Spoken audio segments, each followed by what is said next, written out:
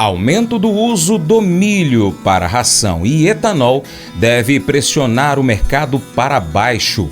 Vamos trazer mais detalhes com o Joãozinho Grafista.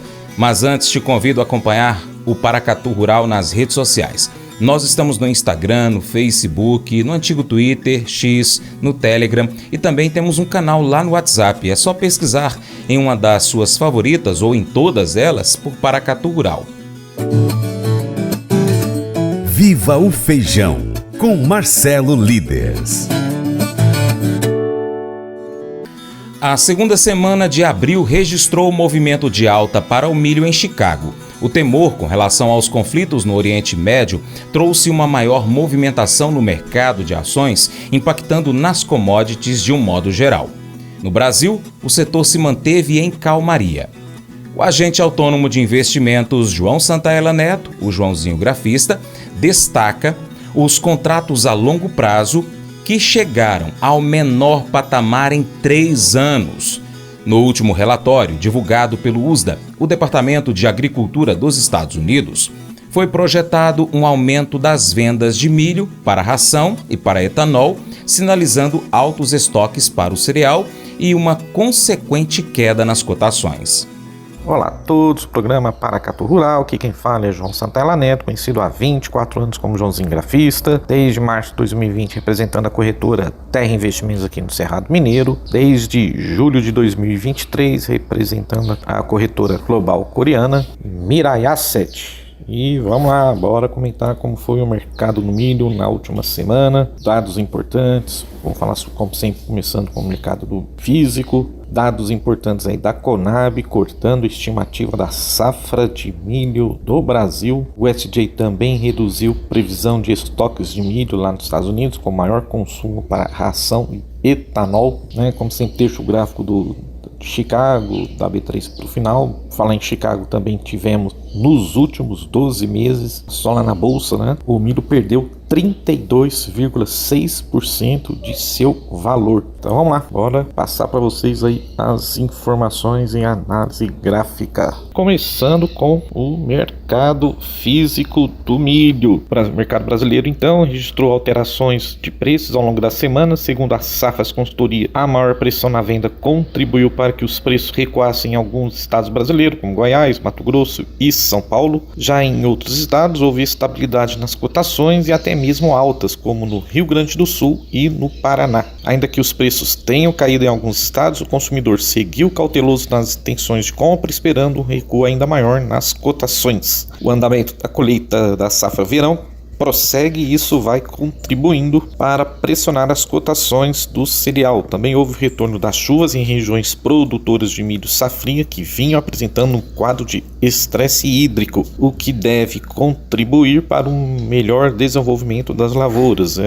Até conversei com um cliente, era comigo na bolsa, ele é do Paraná, e ele falou, começou a chover timidamente, mas começou a chover aqui na região. Ele é lá do norte do Paraná. Tivemos dados aí também do USDA, daqui a pouquinho eu vou estar comentando. Tivemos um alta aí também na sexta-feira lá na Bolsa de Chicago, já vou falar para vocês aí também. Dados do USDA também, estimando estoques finais de safra. Então vamos lá, como é que foi o mercado ao longo da semana? No mercado disponível ao produtor, o preço do milho em Cascavel no Paraná subiu 1,72%, de 58 para 59. Em Campinas, CIF, a cotação caiu 0,79%, de 63 para 62,50, pouquinho. Mogiana Paulista cereal foi cotado a R$ 58,00, sem alterações, frente à semana retrasada. Em Rondonópolis, Mato Grosso, a cotação da saca caiu 2,22%, de 45 para R$ 44,00. Bom, falei então que tivemos dados do USDA, saiu na quinta-feira, dia 11 de abril. Então eles reduziram a previsão de estoque de milho nos Estados Unidos com maior consumo para ração e etanol. Tá? As informações aí são do portal Forbes. O USDA, Departamento de Agricultura dos Estados Unidos, então reduziu sua perspectiva para os estoques finais de milho do país nesta quinta-feira, pois o governo avalia que mais grãos serão usados para produzir etanol e ração animal. As projeções para o consumo de milho nos Estados Unidos aumentaram depois que os preços futuros caíram para as mínimas de 3 anos este ano, que eu está comentando, mas os suprimentos globais do cereal ainda são considerados abundantes e os preços do milho foram negociados em baixa após o relatório do USDA. Os estoques de milho nos Estados Unidos, então, foram projetados em 2,1 bilhões de bushel até o final do ano comercial 23-24, em 31 de agosto, abaixo da previsão anterior do USDA de 2,1 bilhões de bushels. Os analistas esperavam um corte ainda maior para 2,102 bilhões.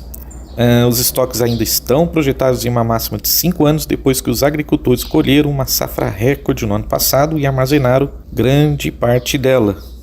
Mas é aquela história, eu estou aguardando que venha a preços melhores e o mercado continuou caindo e esse estoque, lógico, que ficou e muito aí na mão do produtor. Da mesma forma, como vocês sabem, né, sempre falo do café aqui para vocês, já o café não, o café ainda tem um pouco ainda de café na mão do produtor de safras anteriores, mas como eu comentei no sábado, né, no programa, o produtor aproveitou aí as últimas máximas aí para fixar café para venda futura ou mesmo vendendo preço de físico entre, né, aí R$1.200, R$1.250 aí, né. Vamos lá, voltando para o milho então. O USDA, em um relatório mensal, estimou que 5,4 bilhões de bushels de milho dos Estados Unidos serão usados para etanol, acima de sua previsão de março de 5,375 bilhões. O USDA diz que 5,7 bilhões de bushels serão usados para ração e outros acima dos 5,6 bilhões em março. Sem mudanças na oferta e com o aumento do uso, os estoques finais são reduzidos. Disse o USDA. A agência reduziu sua previsão para a safra de milho lá dos nossos irmãos para 55 milhões de toneladas métricas de 56 milhões em março, abaixo das expectativas, que era de 55,6. E o USDA manteve inalterada sua previsão para a safra de soja do Brasil em 155 milhões de toneladas métricas.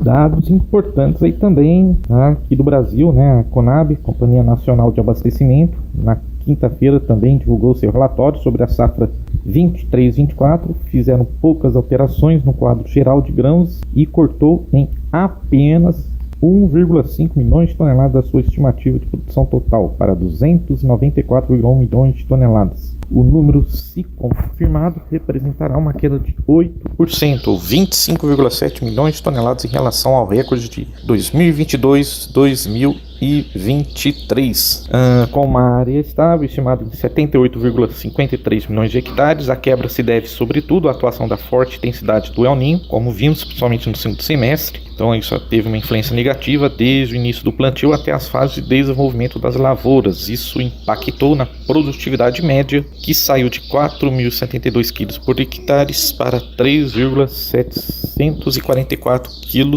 por hectare. Bom, agora vamos falar aí de Chicago, né? Como é que foram, principalmente a quinta e sexta-feira, né? Na quinta-feira, então saiu os números aí, né? Do USDA e depois, assim que saiu os números, o primeiro contrato mais negociado lá em Chicago fechou a $4,28 por bushel contra $4,35 por bushel há uma semana atrás.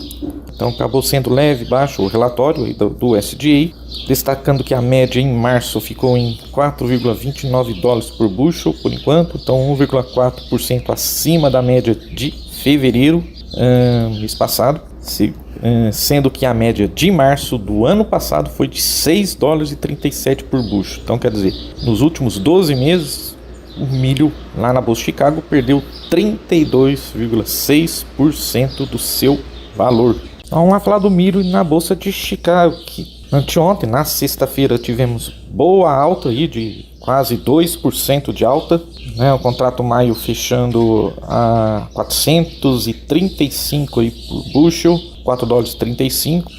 A alta foi importante, voltando a testar aí a média móvel matemática de 20 dias, ali, né? Exatamente aí nos 435. Temos uma resistência forte nos 445, e essa é bem forte, viu?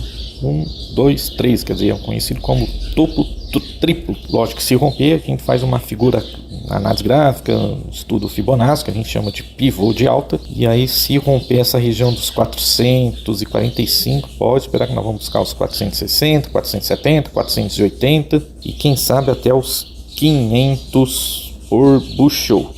Comentei então aí da alta boa aí de Chicago na sexta-feira. O motivo então aí foi sentimento de aversão ao risco em torno do aumento da tensão do Oriente Médio. Então, o que significa aversão a risco? Eu não quero deixar meu dinheiro no mercado de ações, e aí eu vou para as commodities, tá? Eu vou para ouro, né? A gente tem visto aí o ouro batendo máximas históricas. Os preços das commodities foram contaminados diante da notícia de que Israel estaria se preparando para fazer um ataque ao Irã. Compras por partes de fundos. Então, quer dizer, eles favoreceram os ganhos de Chicago após o relatório de oferta e demanda do USDA, como comentei agora há pouco, ter indicado um corte, né, nos estoques finais de passagem, tá bom? E o nosso amiguinho dólar comercial, também, lógico, se sobe dólar, ajuda principalmente o nosso milho na B3, o milho na exportação do Brasil, dólar voltando para casa aí dos R$5,12 para a venda. Vai milho, vai bushel, vai dólar, vai commodities. E aí, beleza? Antes de você ir embora, vai lá, inscreva-se em nosso canal no YouTube, Paracatu Rural, marque o sininho. Se estiver no Spotify, Deezer, TuneIn e outra plataforma de áudio, siga também o nosso conteúdo. Instagram, @Paracatu Rural, Facebook, Telegram, também no canal do WhatsApp, é só pesquisar Paracatu Rural. E ainda tem o site paracaturural.com, que você pode cadastrar seu e-mail. Vai lá, cadastra o e-mail, você não vai perder nada do que a gente publicar. E se quiser, ainda pode colocar a nossa página, o nosso site, como sua página inicial, no seu navegador favorito. Acompanhe o Paracatu Rural por todo lado, hein? Te espero! Você já previu algo antes de acontecer? Talvez tenha previsto quem faria, por exemplo, o gol da vitória, ou qual seria o final surpresa de um filme, ou então a separação da sua banda favorita. Enquanto Jesus vivia nessa terra, ele previu algo ainda mais louco do que uma grande reviravolta no final de um filme legal. Ele disse aos discípulos que morreria na cruz e ressuscitaria no terceiro dia. Isso provavelmente era loucura também naquela época. A Bíblia nos diz que isso foi mais do que uma simples previsão. Afinal, realmente aconteceu exatamente como Jesus Cristo disse que aconteceria. E o que isso significa para a gente? Bem, isso nos lembra de que nós podemos confiar em Deus e no que Ele diz. Nós podemos nos lembrar do que Ele nos disse e confiar que vai cumprir suas promessas, pois Ele é verdadeiro. Ele provou sua palavra para nós. Esse devocional faz parte do plano de estudos Vida Após a Morte, do aplicativo biblia.com. Muito obrigado pela sua atenção, Deus te abençoe e até o próximo encontro. Tchau, tchau.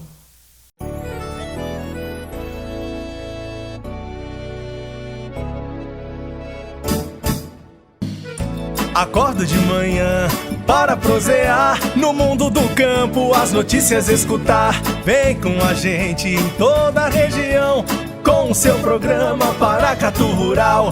Tem notícias, informação e o mais importante, sua participação. Programa Paracatu Rural. Programa Paracatu Rural.